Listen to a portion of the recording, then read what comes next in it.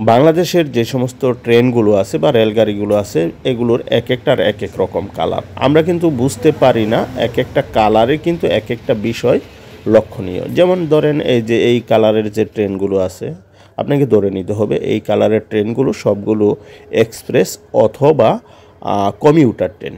হ্যাঁ, এগুলো মানে সাধারণত লোকালি চলাচল করে। আবার ধরে নিতে পারেন যে এই যে এখন যেই ট্রেনটি আসছে এই ট্রেনটি সবসময় আন্তনগর হয়ে থাকে। এগুলো একদম লেটেস্ট ট্রেন।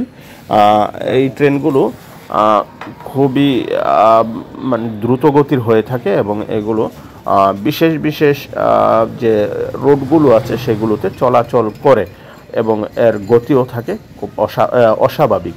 আর এইগুলো সাধারণত ব্রডগেজ এবং মিটার গ্রেস দুই রকম ট্রেনই আছে এই কালারে। হ্যাঁ, তাহলে ধরে নিতে হবে আপনাকে এই ট্রেনগুলো শুধুমাত্র আন্তনগর ট্রেনের মধ্যেই এই রেকগুলো ব্যবহার করা হয়।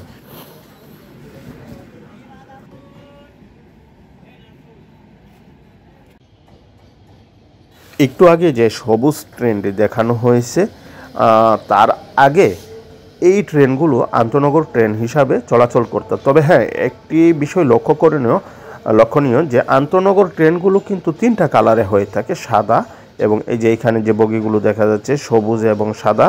হ্যাঁ, আরেকটা হচ্ছে সবুজ এবং গ্রে কালার, পেস্ট কালার। এইগুলো তিনটা ট্রেনই আপনার আন্তনগর ট্রেন হয়। তবে এই ট্রেনগুলোতে সাদা ট্রেনগুলো অথবা সবুজ এবং সাদা ট্রেনগুলো এগুলোতে আপনার শুধুমাত্র শোভন চেয়ার থেকে শুরু করে মানে উপরে শোভন চেয়ার, এসি বাথ, এসি এগুলো পাবেন। কিন্তু এখানে সুলভ যে শ্রেণীটা আছে সেই শ্রেণীর সিট এই বগিগুলোতে আপনি পাবেন না। এই বগিগুলো নিয়ে, এই র্যাকগুলো নিয়ে যে ট্রেনগুলো চলাচল করে এগুলোতে আপনি কখনোই সুলভ শ্রেণীর কোনো সিট পাবেন না। এখানের আসনগুলো সবগুলো শোভন চেয়ার, তারপরে এসি বাথ, এসি কেবিন এগুলো হয়ে থাকে। এখন যে ব্রডগেজ ট্রেনটি দেখতে পাচ্ছেন অপোজিটে, ওই ট্রেনটি হচ্ছে সাধারণত আন্তনগর হিসেবে চলাচল করে। তবে এই ট্রেনটি একটু ঘন ঘন স্টপেজ দেবে এবং এতে আপনি সুলভ শ্রেণী থেকে শুরু করে সব রকম আসনই পাবেন। তো এই ট্রেনটি তৃতীয় পর্যায়ে আছে। আর এরকমভাবেই আপনি বুঝতে পারবেন বাংলাদেশের কোন ট্রেনের গুরুত্ব কেমন।